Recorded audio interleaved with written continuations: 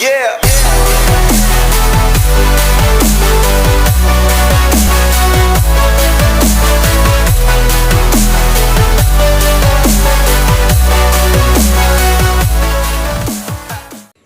Hello everyone, today mag-ano po tayo, mag-install po tayo ng bagong phone holder with charger sa ating Honda Click 150i. So dumating na po kasi yung order natin, so mag-unbox muna tayo. So ito na po guys, no? Dumating na po yung order natin. Sana maganda to, hindi ko pa ito na ano eh, hindi ko pa ito nakita sa personal.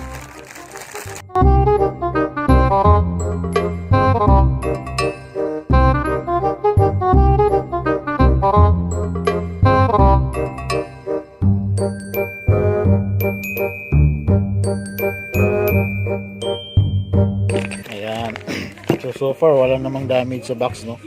So parang legit po.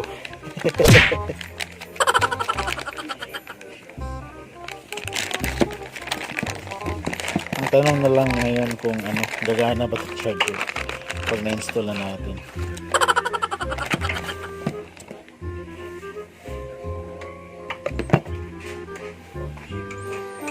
Parang same lang siya guys sa nung tinanggal ko dati sa nakalagay sa motor ko.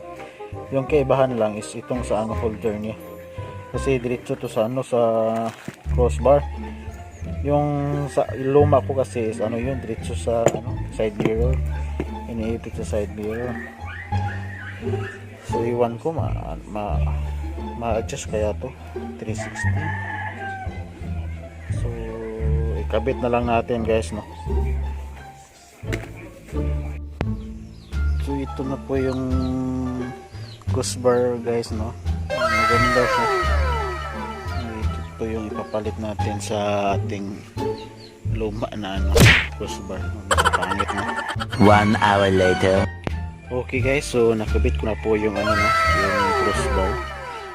Ito po ay hindi po sana ito yung ano eh, yung tamang pagkabit. Kasi itong bolt sana dapat dito to.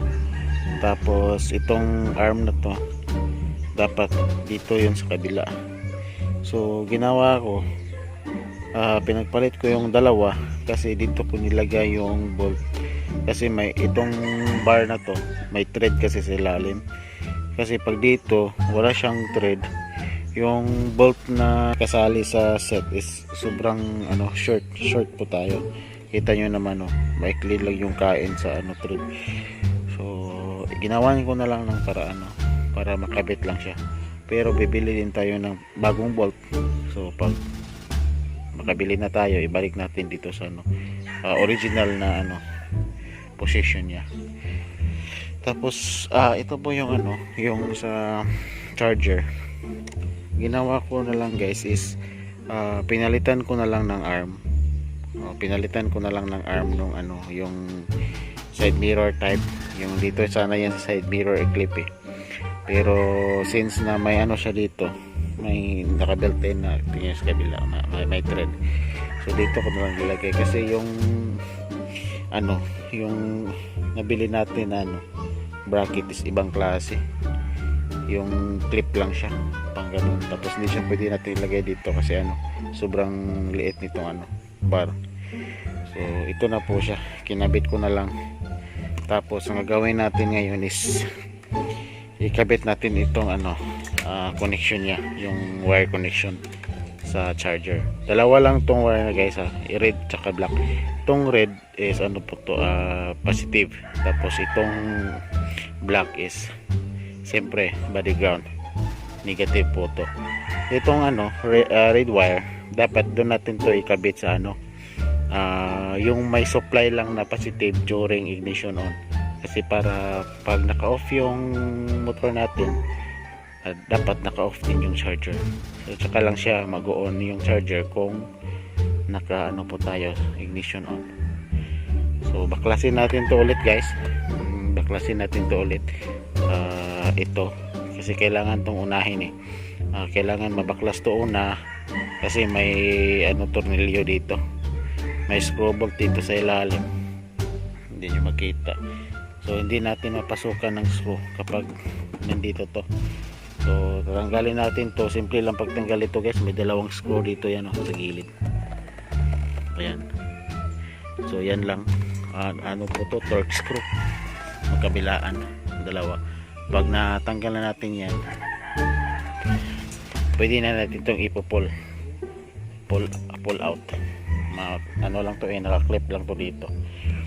Tapos sa pagtanggal natin dito guys, kailangan din natin magamit ng yung dashboard remover, yung plastic, para iwas gas-gas talaga. So hindi maluluma yung mot-mot natin. Okay, so simulan na natin guys, babaklasin na natin to.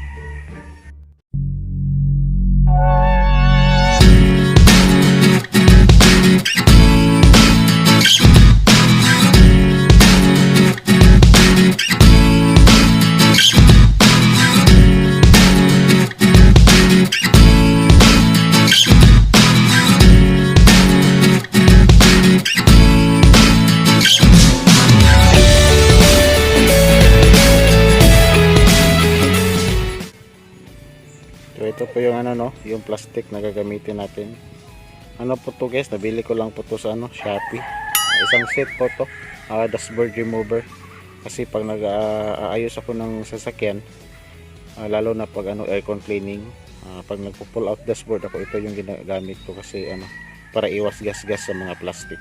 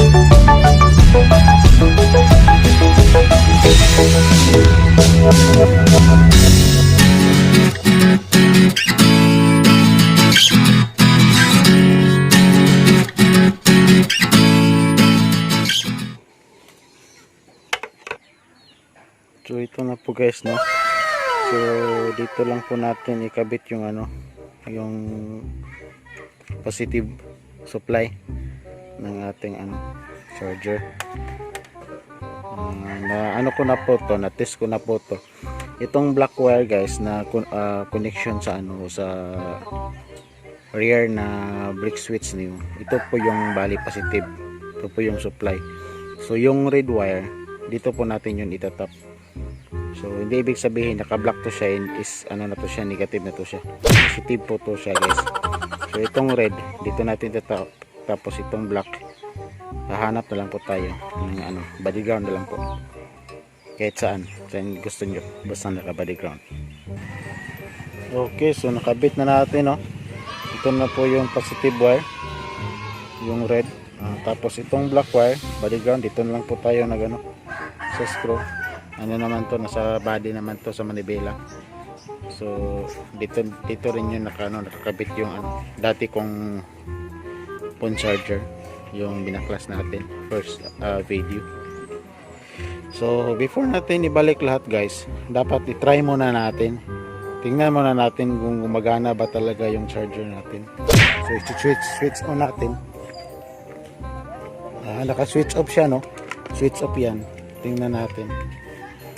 So ayan, wala siyang ilaw kasi nag-iilaw yan pag naka-function siya. So i-try muna natin i-on yung natin. So naka-switch on na siya, tingnan natin kung gumana ba. Ayun, so umilaw siya. So ibig sabihin okay yun, gumana yun. Tapos pag off natin, lagay ko na lang dito. Yan, nakailaw siya So pag off natin, ayan, namamatay din siya. Nawala. So yan. So pag okay na lahat, ibalik na natin lahat yung mga tanggal natin. So yun guys, tapos na, no? Ay, kabit na natin lahat, naibalik na natin lahat. So ayan, dagdag pugi prints na naman sa ating unit.